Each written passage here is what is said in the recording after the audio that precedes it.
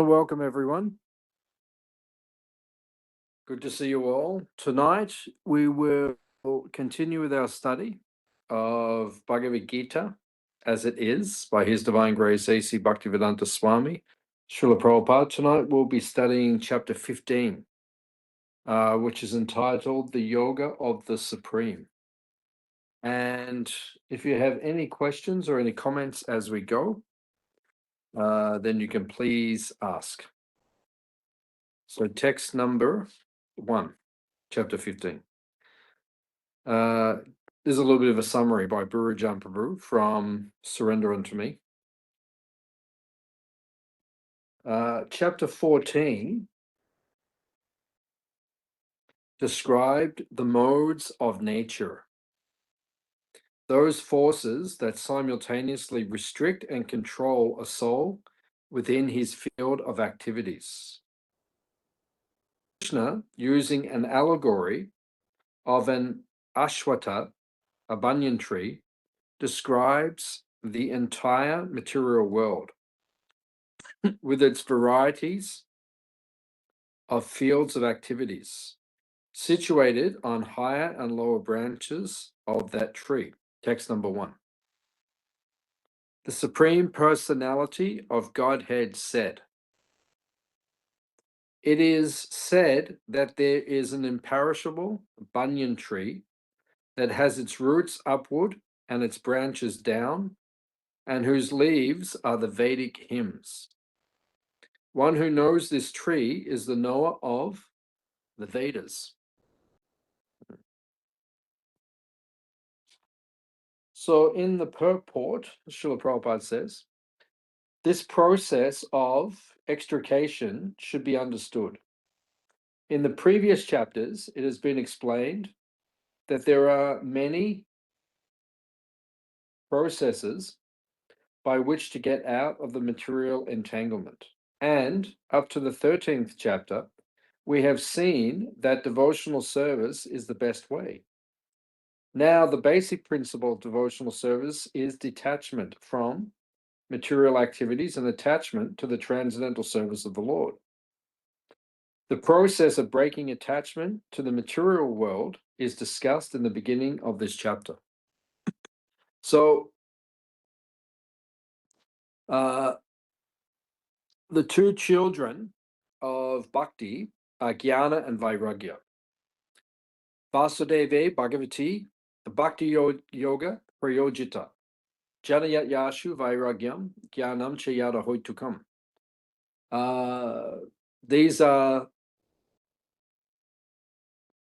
This verse is from the Srimad Bhagavatam, and this verse describes from the Bhagavatam that the natural byproducts of genuine bhakti or genuine devotional service is vairagya and jnana. Jnana means knowledge, vairagya means detachment, right? To become detached from this world. So we understand, because this section now of the Bhagavad Gita, the last 6 chapters, are the Jnana Yoga section. When you cultivate knowledge, spiritual knowledge, Divya Jnana, you then, as a byproduct, you then cultivate detachment. When you understand the nature of this material world, that it is temporary and full of misery, you become detached from it. That of this material world, right? It gives detachment. So Krishna is explaining in this verse that there is an imperishable banyan tree. So if you know the banyan tree, the ashwata tree, the roots grow down, they go into the ground, and they come up again. Right? It goes like this. So then one tree can go down and up, and then it can spread out over a very large area. So this is the ashwata tree.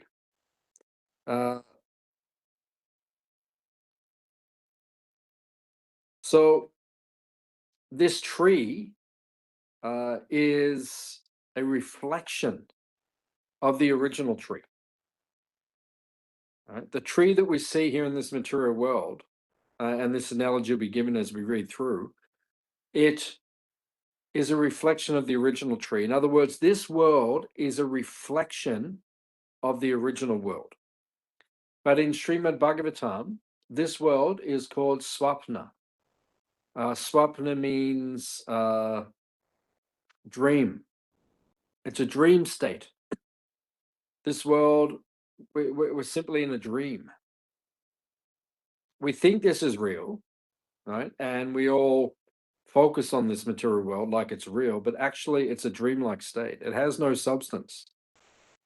Everything here is perishable, but everyone is very much entangled in the dream of this material world. So Krishna explains devotional service in the middle 6 chapters. Now he's gone into the Jnana Yoga section. And as we said, the natural result of practicing Bhakti Yoga is that one becomes detached. So that's why we cultivate spiritual knowledge or Divya Gyan, to become detached from this world.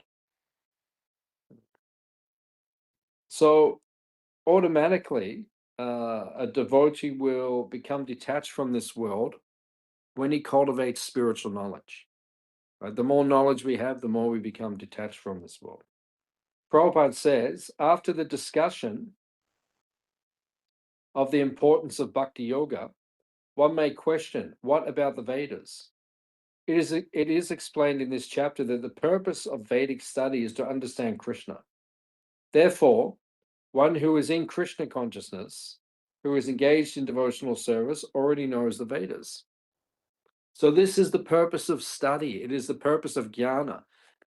The Vedanta, or the end of study, end of knowledge of the Vedas, is to understand our spiritual essence and our eternal relationship with Krishna. Right? To practice devotional service is the end of knowledge. It's the end of study. It's the purpose of study, not just to become detached from this world. Prabhupada then says, the entanglement of this material world is compared here to a banyan tree. For one who is engaged in fruitive activities, there is no end to the banyan tree. For one who is attached to this tree, there is no possibility of liberation. If one can understand this indestructible tree of illusion, then one can get out of it.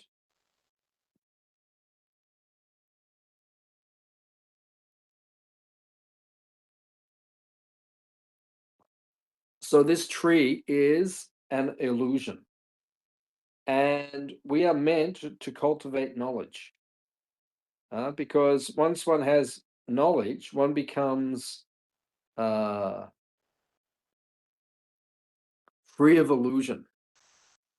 Godhead is light. Krishna Surya Sama Maya Haya Andhakar. This material world is darkness. Krishna, knowledge of Krishna, is light. And when one has light, when one has knowledge, it dissipates the darkness of this material world. The Vedic hymns meant for elevating oneself are called the leaves of the tree. This tree's roots grow upwards because they begin from where Brahma is located, the topmost planet of this universe.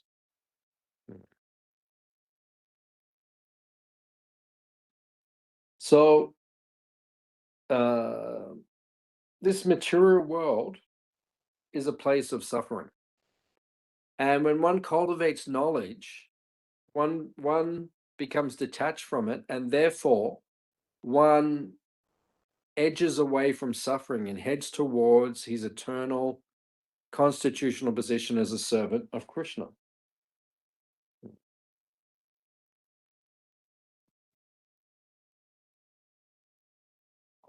So Prabhupada gives a very nice explanation here. He says, we can see that the trees found beside a reservoir of water reflect upon the water with their branches down and their roots up. In other words, the tree of this material world is only a reflection of the real tree of the spiritual world. This reflection of the spiritual world is situated on desire. Desire is the cause of things being situated in this reflected material light. One who wants to get out of this material existence must know this tree thoroughly through analytical study. Then he can cut off his relationship with it. So this tree is upside down because it is a reflection. Just like the real tree is on the bank and it reflects on the water, and the tree in the water is upside down because its roots end where the other tree's roots finish. So it is a reflection, and it's not real because as soon as you touch it, it disappears. Mhm.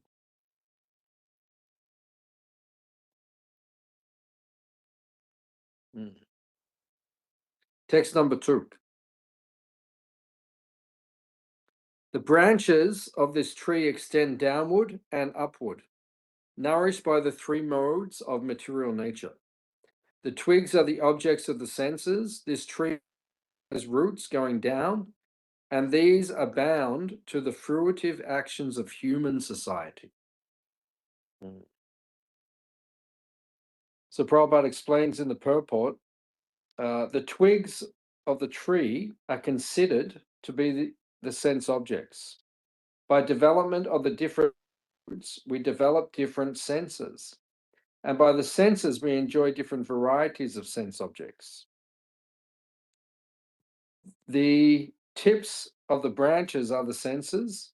The subsidiary roots are attachments and aversions, which are byproducts of the different varieties of suffering and sense enjoyment. The tendencies towards piety and impiety are considered to develop from these secondary roots, which spread in all directions. This planet of human beings is considered the field of activities. So it's a nice analogy of what this material world is like.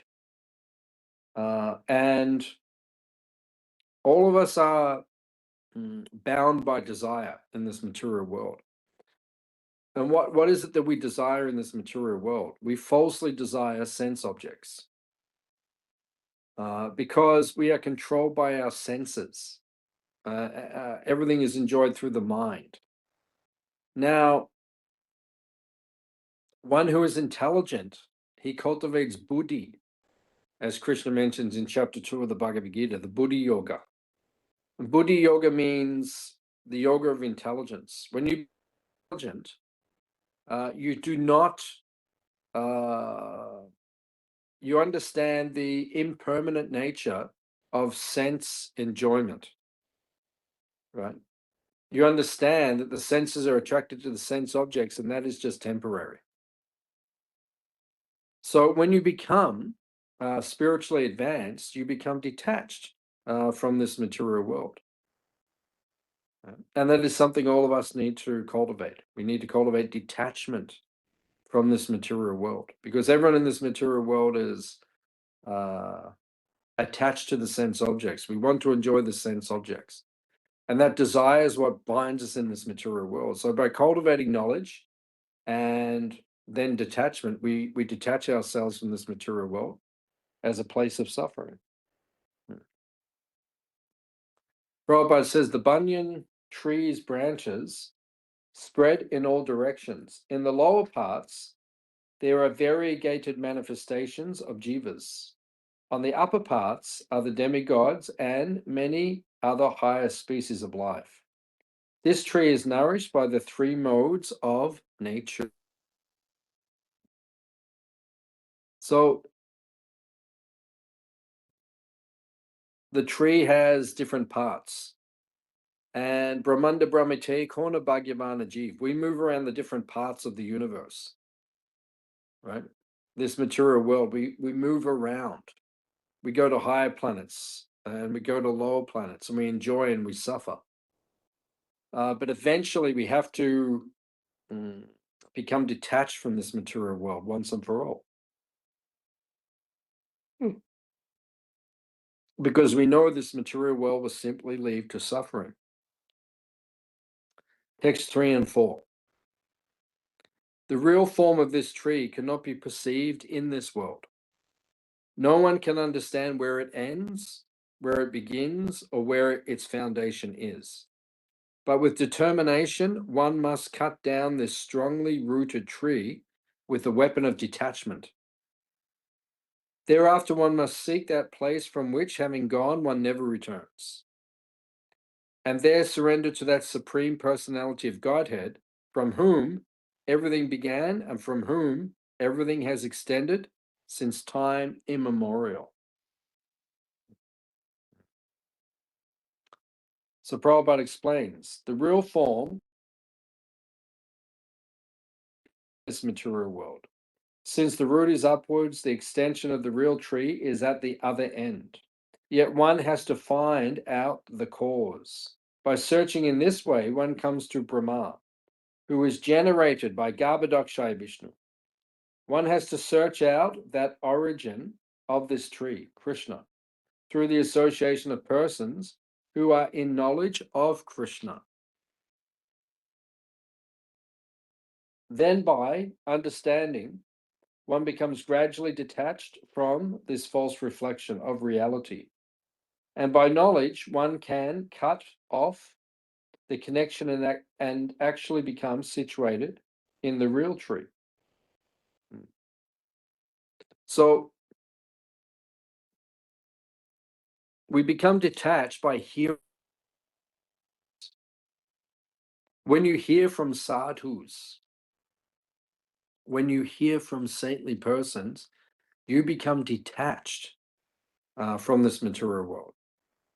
So we want to become detached from this world. And the more we hear from and associate with them, the more we will become detached from this world. Right? We'll break our mundane attachments which bind us to this world. Right? So this is only possible for someone who's advanced in Krishna consciousness. The word asanga is very important because the attachment for sense enjoyment and lording it over material nature is very strong. Therefore, one must learn detachment by discussion of based on authoritative scriptures. And one must hear from persons who are actually in knowledge. As a result of such discussion in the association of devotees, one comes to Krishna. To gain the favor of Krishna and to get out of the entanglement of the strong banyan tree of material life, one must surrender to Krishna. As soon as one surrenders, one becomes detached automatically from this material.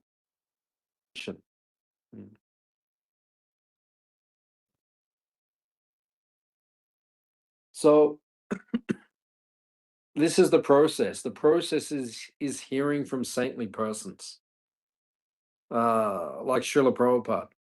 Srila Prabhupada brought this knowledge from of the Vedas to the Western world. He spread it around the world. And by cultivating this knowledge, by hearing this knowledge regularly from saintly persons, we will become detached from this material world. That is the system. So as time goes by, we have to cultivate knowledge, we have to learn detachment, and then we can go to a higher level of consciousness.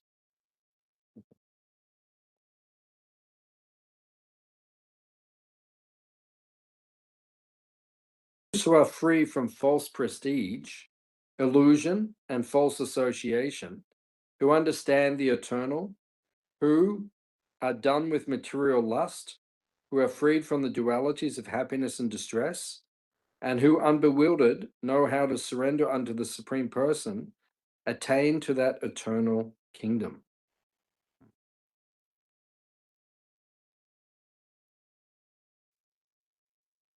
So Prabhupada explains this surrendering process is described here very nicely. The first qualification is that one should not be deluded by pride.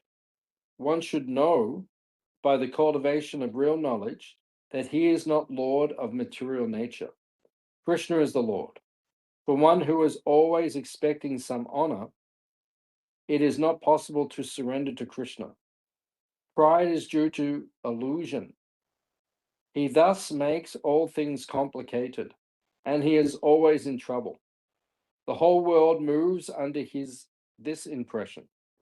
When one has an understanding of things as they are, he becomes dual conception, such as happiness and distress, pleasure and pain. He becomes full in knowledge. Then it is possible for him to surrender to Krishna.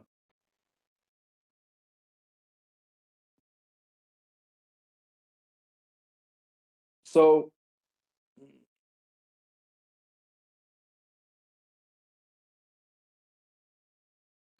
if one is proud, one cannot receive knowledge. People know things in this world. They become learned, or they learn different things in this world. When you learn things in this world, you become proud. You know, when we have knowledge, we become proud. Oh, I know this, I know that. You know, we get different types of knowledge. So in this material world, people become very proud. And even in spiritual circles, people cultivate knowledge. They become proud of that knowledge. They think they are pundits. They think they are learned people, and they become proud. But that is the disqualification to advance in Krishna consciousness. To advance in Krishna consciousness, we have to become humble. We have to cultivate humility. Right? And then we can transcend this material world once and for all. So as long as we have to this material world and we are proud, it is very difficult to understand true spiritual knowledge. So it is being emphasized here. And actually, the qualification of one who has genuine spiritual knowledge is that he is humble. If you have genuine knowledge and genuine realization, you will be humble.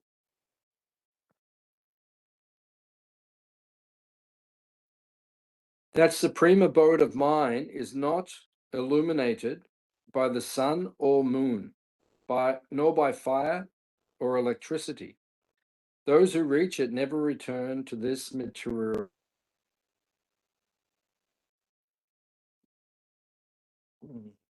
So Prabhupada points out, one should be captivated by this information. He should desire to transfer himself to that eternal world and extricate himself from that false reflection of reality. For one who is too much attached to this material world, it is very difficult to cut that attachment. But if he Krishna consciousness, there is a chance of gradually becoming detached. One has to associate himself with devotees. In this way, he can cut off his attachment to the material world. One must become fully attached of Krishna. Therefore, one should take it very seriously that devotional service is the only way to get out of this false representation of the real tree. So first of all, we have to cultivate knowledge of the temporary nature of this material world. Right?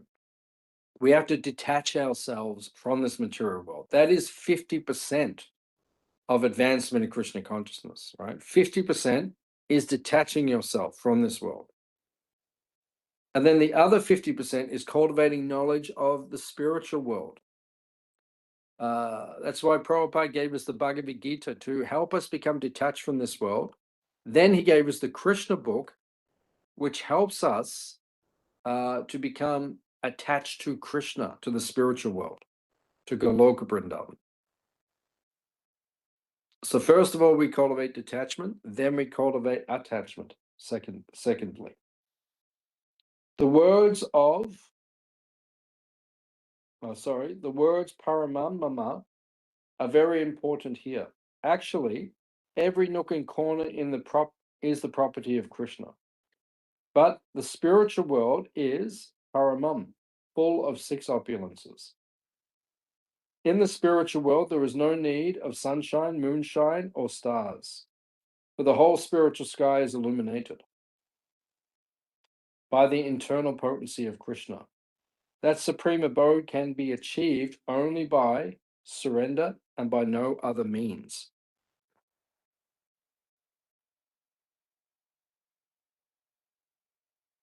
Knowledge of the spiritual world, the more we become attached to it, right? We become attached. We want to achieve liberation from this world,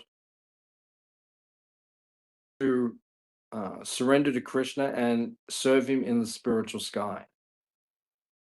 So that means we have to become detached from this world. So when we're detached, then we can fully absorb ourselves. The living entities in this conditioned world are my eternal fragmental parts. Due to conditioned life, they are struggling very hard with the six senses, which include the mind. This is a famous verse. Prabhupada explains, the jiva is fragmental, is the fragmental part and parcel of Krishna eternally. Krishna manifests and expands himself in innumerable expansions, of which the primary are called Vishnu Tattva, and the secondary are the jivas. The separated expansions, the jivas, are eternally servitors. Every jiva is an individual soul, has his personal individuality and a minute form of independence. By misuse of that independence, one becomes a condition, and by proper use of independence, he is always liberated under the engagement of transcendental service of Krishna. So that is the nature of becoming a liberated soul. When one is liberated, he has no attachment to this. At this point in time, we have attachment to the material world. That's what binds us to this material world. But Srila Prabhupada is pointing out that the jivas are meant to serve Krishna. And when they begin to serve Krishna, they understand their constitutional position and they become detached from this world.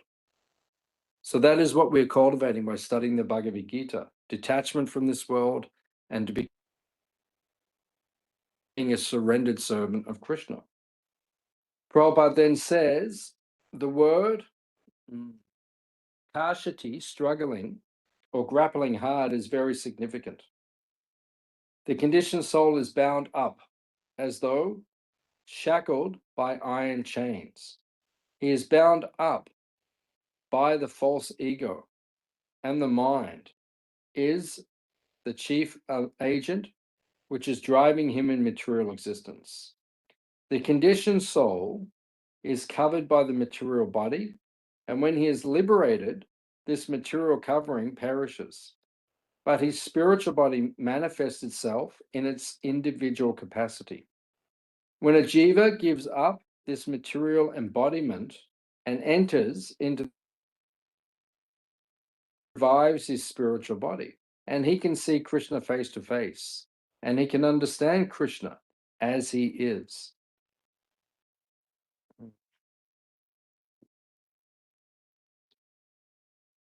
So we struggle with the world. The mind becomes attached to suffering. It becomes attached to enjoying separately from Krishna. And when we cultivate Krishna consciousness, we become detached from this material world. So that is our focus as devotees. Our focus as devotees is to become detached from this world, right? To lose our attachment. So we are trying as devotees to overcome this attachment in this material world. And when we do that, then we liberate ourselves. to the platform where we can serve Krishna eternally.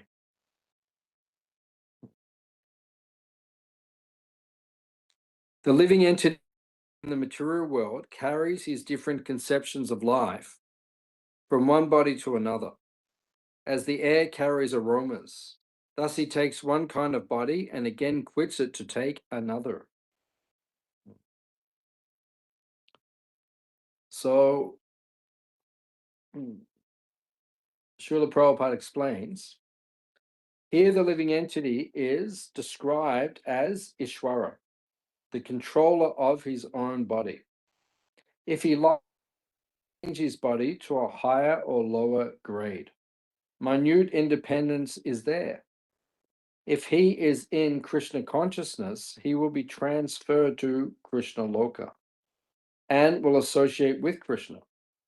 It is a false claim that after the annihilation of this body, everything is finished.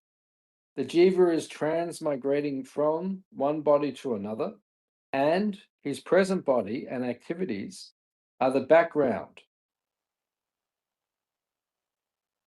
The subtle body, which carries the conception of the next body, develops another body in the next life. The process of transmigration is called kashiti, or struggle for existence. So we have to get out of this existence. We take up another body if we maintain attachments to this material world. Right? As long as we have attachments to this material world, we take another body in this material world. So we have to cultivate our eternal consciousness of being a devotee of Krishna. Because when we cultivate that consciousness of being a devotee of Krishna, we detach ourselves from this material world. We give up our material desires, and then we don't have to take birth again within this material world.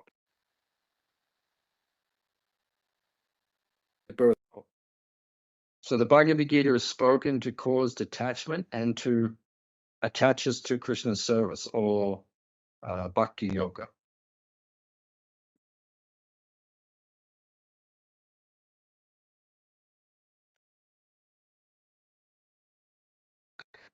The living entity, thus taking another gross body, obtains a certain type of ear, eye, tongue, nose, and sense of touch, which are about the mind. Thus enjoys a particular set of sense objects. Prabhupada says, consciousness is originally pure, for the jiva is pure. But consciousness is changed according to the association of material qualities. Real consciousness is Krishna consciousness. When therefore one is situated in Krishna consciousness, he is in his pure life. But it is his consciousness, but if his consciousness is adulterated by some type of material mentality, the next life he gets a corresponding body. So Bhagavad Gita is teaching us to become detached from material consciousness. Otherwise, we will just take birth again in this material world, right? We will fall back into the material energy. Right? We will die and we will take birth again. We'll be caught up in the samsara chakra. So we want to cultivate knowledge of Krishna so that we can transcend this material world once and for all.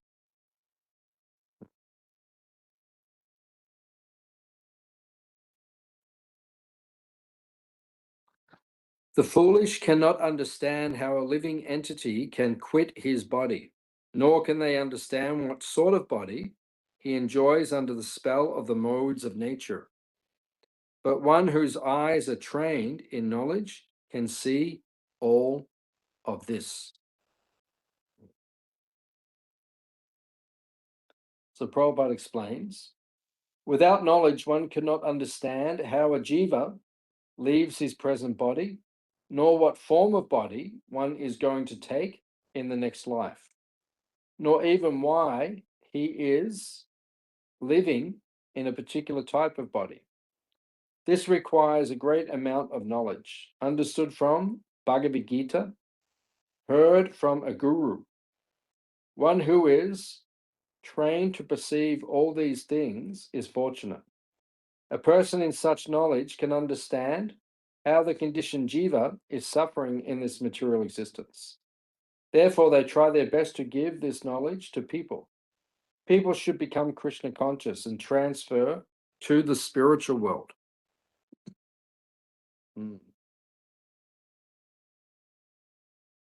So many people are influenced by avidya. Avidya means ignorance, and that is the root cause of bondage and suffering in this material world. We are ignorant. So as long as we are ignorant, we cannot understand our eternal nature. Right? We cannot understand our eternal relationship with Krishna. So by studying Bhagavad Gita, we overcome our material identification, and we can transcend. We can go back to Godhead once and for all. The endeavoring transcendentalists who are situated in self-realization can see all this clearly. But those things are not developed and who are not situated in self-realization cannot see what is taking place, though they may try to. There are many transcendentalists, Prabhupada says in the purport, on the path of spiritual self-realization, but one who is not situated in self-realization cannot see how things are changing in the body of the jiva. Only bhakti yogis, those who have the world and Krishna, can understand how things are taking place.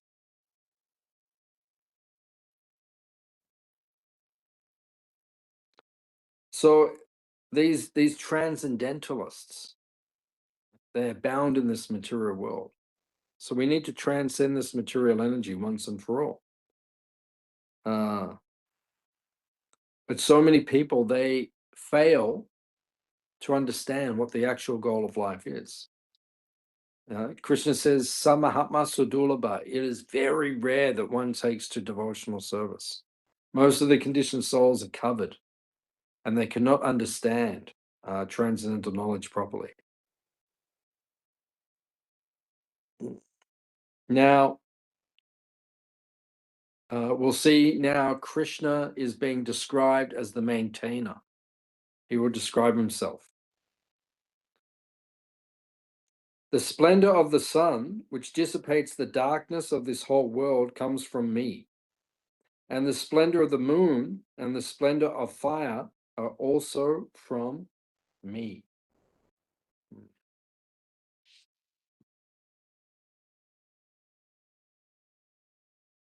So Prabhupada explains, the unintelligent cannot understand how things are taking place.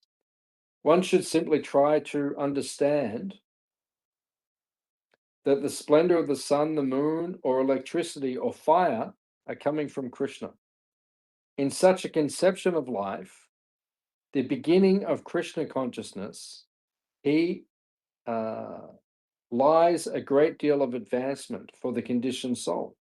The jivas are essentially parts and parcels of Krishna, and he is giving herewith the hint how they can come back to Godhead, back to home.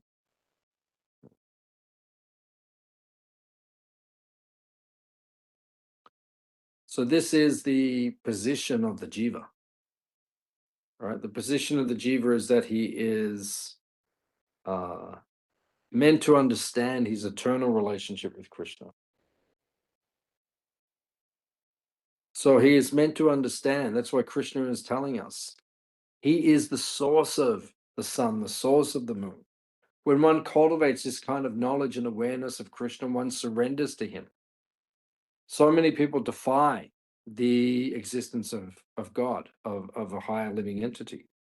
And as long as you have that consciousness, you cannot transcend this material world. I enter into each planet, and by my energy, they stay in orbit. I become the moon and thereby supply the juice of life to all vegetables. Prabhupada says, all the planets are floating in space due to the entrance of the supreme energy of Krishna.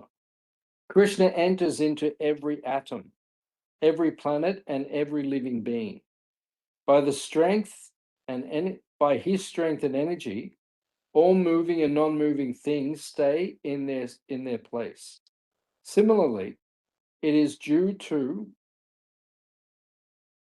Krishna that the moon nourishes all vegetables due to the moon's influence. The vegetables become delicious. Human society is working, living comfortably, and enjoying food due to the supply from Krishna. Otherwise, mankind could not survive. So this is how we can transcend this material world. When we understand Krishna's position, we see Krishna in every facet of this material creation. We understand that the juice of life, the nourishment, the rasa, which is found within the vegetables, which give us our nutrition, that comes from the moon, and the moon comes from Krishna's. It is Krishna's energy, his power. So the more that we surrender to this, the more we will understand and we will transcend this material world.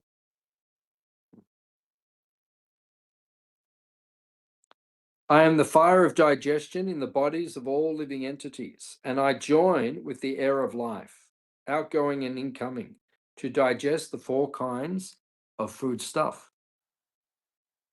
Prabhupada says, since Krishna is helping the digestion of all kinds of food stuff, the living entity is not independent in the eating process.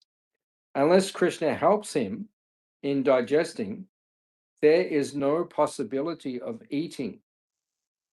He thus produces and digests foodstuff, and by his grace, we are enjoying life. Krishna is situated within sound and within the body and the air and even within the stomach as a digestive force. So we understand that everything is taking place. It is Krishna's energy. If Krishna does not give us the fire of digestion, we cannot digest.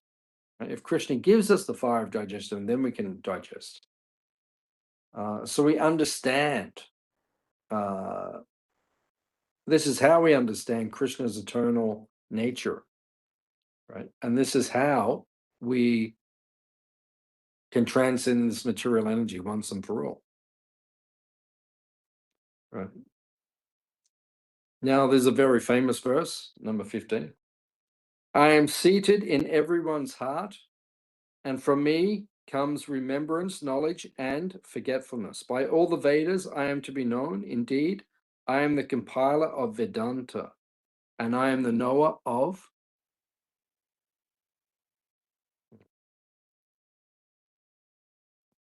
So Prabhupada says, Krishna is situated as Paramatma in everyone's heart, and it is from him that all activities are initiated. The living entity forgets about his past life, but he has to act according to the direction of Krishna, who is witness to all his work. Therefore, he begins his work according to his past deeds. Required knowledge is supplied to him, and remembrance is given to him. The Lord awards the different fruitive results.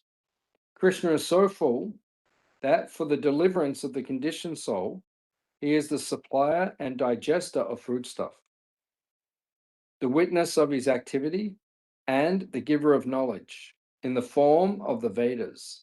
And as Sri Krishna, the teacher of the Bhagavad Gita, he is worshipable by the conditioned soul. Thus, God is all good. God is all merciful. So remembrance, knowledge, and forgetfulness. Jnanam smritya apohanam cha. Right? That if we remember something, or we forget something, or we have knowledge of something, we understand something, that is all coming from Krishna. Right? Krishna makes us forget our previous life, right? So that we can absorb ourselves in the illusion of trying to enjoy in this life. Krishna gives us knowledge when we need to understand, wake up and understand him. Krishna gives us remembrance. So all of these qualities come from Krishna. There are two classes of living beings, the fallible and the infallible. In the material world, every living entity is fallible, and in the spiritual world, every living entity is called infallible.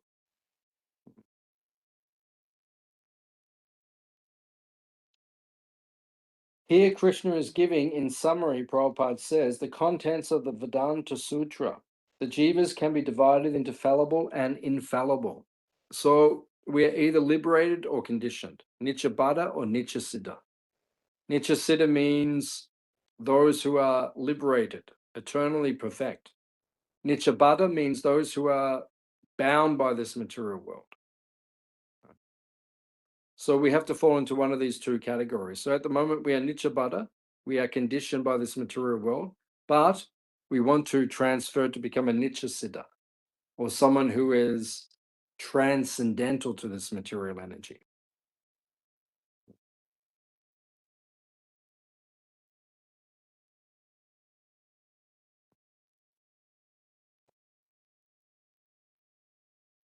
Besides these two, there is the greatest personality, the super soul, the imperishable Lord himself, who has entered the three worlds and is maintaining them. So there are two living entities. There is the jiva and the paramatma, right? There is the conditioned soul, and then there is the super soul. So we want to become super soul, servants of the super soul, right? We want to become the super soul servant, right? We want to understand our eternal relationship with Krishna and rise from the platform of being a Nityabada or a conditioned soul to a liberated soul. Because I am transcendental beyond both the fallible and infallible, and because I am the greatest, I am celebrated both in the world and in the Vedas as that supreme person.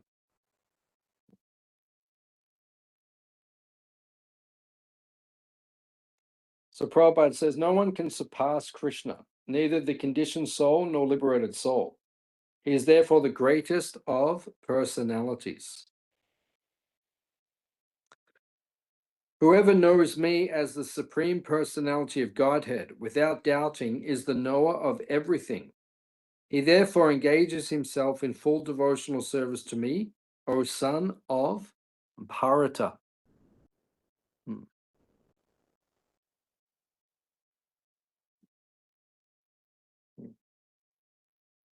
So Prabhupada explains, there are many philosophical speculations about the constitutional position of the jivas and the supreme absolute truth.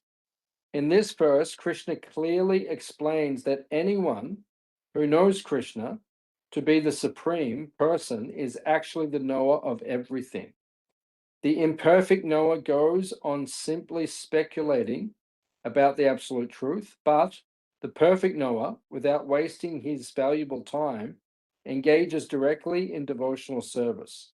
Throughout the whole Bhagavad Gita, this fact is being stressed at every step. So Prabhupada emphasizes again and again and again. He takes us to the essence of the Bhagavad Gita, which is Krishna.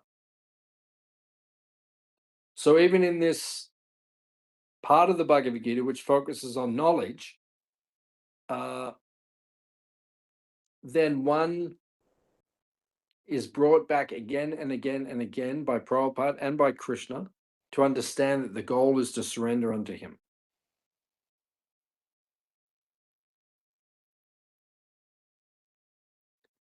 This is the most confidential part of the Vedic scriptures, O sinless one, and it is disclosed now by me. Whoever understands this will become wise, and his endeavors will know perfection.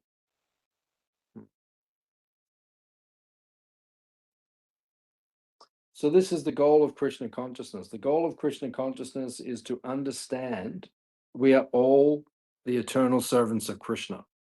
And when we understand that, we have become perfect in our devotional path. So we'll stop here. Are there any questions, any comments on what we have discussed?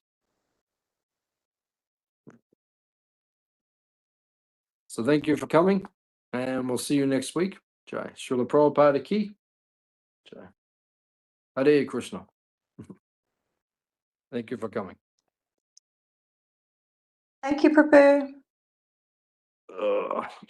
How are you doing? Good. Yes. Yeah, getting there.